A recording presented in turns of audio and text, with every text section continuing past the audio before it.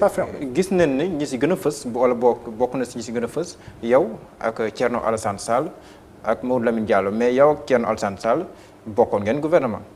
nga nekk premier ministre moom mu nekk ministre gouvernement bi si nguuru président Macky Sall tey jii yéen ngeen bokk si opposition bi gën a radicale face au régime du président Macky Sall tey jii loolu lan lañ ko mën a comprendre da ngeen dem ba bokkatu leen gis-gis wala ndax dafa am leneen lu personnel loo xam ne nii moom mooy expliquer loolu. bon politique xëy na lu personnel dina ci am waaye day man gisewuma ko noonu man li ma la mën a wax mooy li Macky Sall doon oote li nga xam ne li mu ngi ci doon oote ba tey maa ngi ci boo ma laajee tey seen programme lan la. mooy rupture beeg yooyu. di nga ci gis l'Assemblée nationale aux citoyens di nga ci gis gestion sobre et vertueuse de deniers publics maanaam alelu état alelu bu dafa am noo koy doxalee. noo koy doxalee di nga ci gis administration neutre hors des partis di nga ci gis la patrie avant le parti kon daanaka li nga xam ne lii Macky Sall mi ngi ci doon oote loolu ñu gëm waaw mais loolu moo tax ñu ànd ak Macky Sall bu fekkee ne gisatuñu loolu gisatuñu ci suñu bopp bu boobaa dañuy daal di génn. ñaar rek na mën a am. nga toog seetaan waaye nga toog itam ne lii mënatuma ko seetaan ndax. Sénégal mooy mujjee gaañu xale yi duñu am na ci liggéey jafe-jafe yi bari njëg yi di yokku wàññi njëg yi loolu itam àndoon nañ ci ba am luñ ci jëf et cetera waaye tey gis nga li xaw kon loolu yëpp bu amee dañuy daal di ne duñu ànd teg Macky Sall ndax ni muy doxalee méngoowul ak ni mu doon oote te noonu nag xam nga moom non mais bu waxee du jëf te du jëf li mu wax. c'est ça le problème. mais lii sababu laaj bi bokk na si xam nga daan nga ànd ak commissaire Keita bi ma ko fi dalalee moom nee na ma lii war a tax mu taxali ko ak yow dafa jàppoon ne à chaque fois day mel ni dem lu personnel lu wuteeg mbirum politique loo xam ne nii peut-être moom moo lay indi si politique ndax loolu wér na maanaam benn contentieux personnel avec le président Macky Sall boo xam ne nii moom moo lay indi si politique. mais contentieux personnel amul. man li ma booleeg Macky Sall mooy programme boo xam ne bi jàppoon naa ne baax na ci Sénégal mu am loo xam ne ànd naa ceeg moom ay weer yu néew bi muy laata doon président de la République te bokkuma ci ñi ko ne boo faloo dénk ma dara soxlawuma ko woon bugguma ko woon faut que ce soit clair mu falu bett ma dama da nga bëgg naa nga doon premier ministre di la wax nag ne bu fekkoon ne na ma dama dama bëgg nga doon sama ministre de ministre de je sais pas quoi bu boobaa du ma dem ndax ça m'intéressait pas waaye am na programme bu ma gëm buñ la proposé premier ministre nga xam ne li ci yaay yore coordination bi war a doxal li chef de l'État gis-gisam sa vision. parce que c'est sa vision. Là, c'est lui qui définit la politique de la nation. bu boobaa nga daal di ko nangu. koy doxal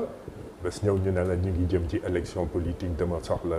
c'était les locales de 2014 dama soxla remaniement bu rëy et cetera mais ban contentieux personnel moo fa xaj yow soxla nga ne kaay dimbale ma jóg di la ci dimbale nga ne doy na. ma dem sama yoon ana contentieux xaju fa. y a pas de contentieux mais est-ce que ku ñu war a. gis nga Macky Sall bu fekkoon ne tey jógoon na ba indi réforme dëgg génne politicien ci administration doxal yoon dellu si ci la patrie avant le parti ci suñu digganteeg état yi jël avion bi jaay ko c'est un scandale cet avion bi sax dinañ si ñëwaat ak li si FMI wax mais bu boobaa damay toogaat ne attention kii. nañ ko seet ñu seetaat mbir mi ndax ni muy doxalee c'est bon oui loolu day am mais nekkul ci loolu xoolal fi mu mujjee di oote tournée économique mu doon tournée politique boo xam ne kenn mësu ko fi gis. loolu yow tamit dinañ si ñëwaat si biir waxtaan mais est-ce que kuy naan buñ ma joxoon beneen poste bu dul premier ministre du ma ñëw est-ce que kooku yomb naa jiite si opposition. est-ce que kooku yomb naa jiite si opposition. attention. li ma jàppoon ca booba mooy du ma dugg ci gouvernement waaye naroon naa nangu doon conseiller ndax bi ñuy ànd ci weer yu néew yooyu ma la doon wax man position conseiller laa nekkoon di ko bind bés bu ne pratiquement di yónni ci moom ak yeneen donc loolu dinaa ko nangu d'ailleurs génn naa ci gouvernement xam nga li ma njëkk a def mooy taxawal benn kuréel bu ñuy tuddee club travail et vertu di xalaatal Macky Sall ak képp koo xam ne am na baat ci Sénégal war a mën a doxal dala di xalaatal itam les partenaires techniques di bind di leen di teg seen loxo kon kay du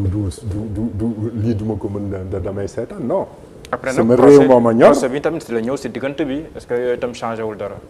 est-ce que. procès boobu noonu nga nekkoon est-ce que changé wul dara. ah mais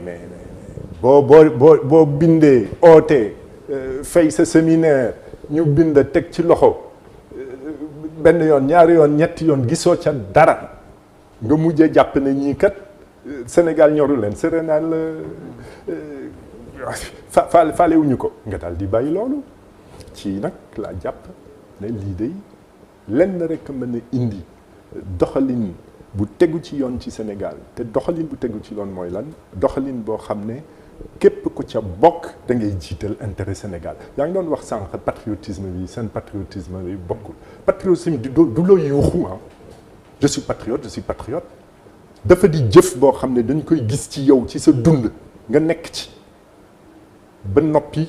lépp loo taxawal ci wàllum programme itam mu mën a feeñ Abdoul Mbaye mais mënoon na toog France man fi ma jàngee mais maa fa doon parmi les majors ah lycée Louis le Grand d'ailleurs maa fa major HEC bokk ci major jàng fa ak François Hollande ancien président de la République kon mënoon naa toog France defuma ko ma taamu liggéeyal sama réew mënoon naa toog France ndax man double nationalité laa amoon patriotisme indi na sax ndax coow xaw a bëri ma bàyyi kañ nga renoncé laata ngay nekk premier ministre bi ñu may jox décret renoncement nationalité ambassade de France laa dem jëli ko. kañ la avant ngay nekk premier ministre wala bi nga nekkee premier ministre après bi ma demee ca consulat ba ñu may jox sama copie décret ki ma ko jox chef de service boobu ma ko jox daf ma gunge ba ci bunt bi ne ma maa ngi lay ndokkeel ndax maa ngi fii léegi mu mat juróomi at waaye lii musuma ko def musuma ko gis loolooy patriotisme. lan moo taxoon kon nga renoncé si sa nationalité française te terew la woon nekk premier ministre mënuma toog ne bokk na ci sama mbëbët ma bés ñëw ma mën a jiite réew mi ndax nag dëgg la am na looy oote en tant qu'homme politique waaye li gën mooy nga mën ko jëfal sa bopp. mais est-ce que yelloon na sax nga nekk premier ministre yor ñaari nationalité est-ce que yelloon na si wàllu yoon. mais ak ñoo fi bari mais est-ce que yoon maye na ko. y a pas de problème l'important mooy li ngay liggéeyal sa réew te gis nga attention na nga waxtaan ak mais loolu xam nga fàttali saabu du fóot boppam mais bu fekkee ne toog nga ak sama ay conseillers na nga leen laaj ndax intérêt Sénégal bu taxawee intérêt sénégalais taxaw ba ci fii sax ci biir Sénégal intérêt homme d'affaires français taxaw ma war a taamu lan laa jiital musuma génn ci patriotisme te nag dafa di lu ma jëf ndax dénk nañ ma ay yoon ba mu mat ñeent ay entreprise sénégalaise yoo xam ne ñu ngi doon daanu ma suqali leen waaye jiital rek liggéeyal sama réew liggéeyal homme d'affaires sénégalais ak citoyen sénégalais c'est ça le vrai patriotisme waaye toog rek di ko yuuxu doyu non Sonko kon daf koy yuuxu rek Sonko daf koy yuuxu rek non am na ñoo ñëpp ko yuuxu di ku nekk nga koy wax je suis patriote foofu ndax gis nga ku ne je suis pas patriote moo tax it ma ne mbir mi c'est jëf la itam d'accord démb ak ñu ngay oote oote ko am na solo waaye ñu gis ko ci yow démb itam dal na xel 10 ans après le 23 juin 2011 ndax da nga bokk si ñu jàpp ne on fait du sur place wala ndax da nga bokk si ñu jàpp ne dañoo dellu gannaaw ndaxte tey jii ba tey xamuñ ndax par exemple le président Macky Sall ndax dina nekkaat candidat en 2024 ou pas mais bu nekkee contexte yi bokkul si wàllum démocratie aussi yéen a ngi wax ne ñu ngi fay fexel ay opposants ak yooyu ndax loolu da nga koy tekkee ne que sur place la wala dellu gannaaw. dellu ginnaaw moo am attention 23 juin li tax mu mën a am ci tuuti rek ci fàttali 23 juin am na ndax Ablaye Wade ak lépp loo xam ne bëggoon na ko fi teg ci calcul politique desoon na ci moom walla démocrate boo xam ne nangu woon na manifestation bi am loolu moo indi 23 juin maanaam maa ngi jéem yi waaye foog ma seet itam ndax askan wi nangu na ko bi mu gisee ne askan wi nangu na ko nanguwu ko mu daal di ci génn dafa doon jéem mais dellu nañu ginnaaw ndax kii toog moom nga mën a taxaw sax wax ne ànduma ak yow nanguwu ko mais c'est de la dictature tel naa ko wax nag nous sommes en soft dictature nit yi dañuy déglu rek naan c'est de la dictature xam nga dictature fi muy door yaa ngi koy jëkk a gis ci séparation de pouvoir amatul moo tax it suñu congrès de la renaissance démocratique ñu tuddee ko noonu dekkil bokk doon bokk maanaam démocratie yaa ngi koy jëkk a gis ci ñetti pouvoir yi benn day doon nguur dafay taxaw le pouvoir exécutif kiy dogal président ak son premier ministre et son gouvernement assemblée nationale ñëw assemblée nationale ci démocratie lépp loo xam ne jóge na ci nguur daf ko war a saytu di ci seet ndax liñ ci oote njëriñu askan waa nga ca ndawu askan wi lañu waaye dañ koy faral di fàtte jàpp ne ndawu président de la république lañu te loolu Macky Sall tabax na ko assemblée nationale dañ leen di oo sax ci kaay leen ñu wàññi seen doole motion de censure mënatul am ñu ne loolu procédure d'urgence la ne nañ ci gaaw dañ ko voté kenn mësul gis loolu ñetteel ba pouvoir judiciaire justice indépendante fu mu amul démocratie amu fa waaye lan lañ fi dund mais pourtant yow justice boobu moo la jox dëgg attention waaye xoolal coono bi dund naa ci attention c'est pas toute la justice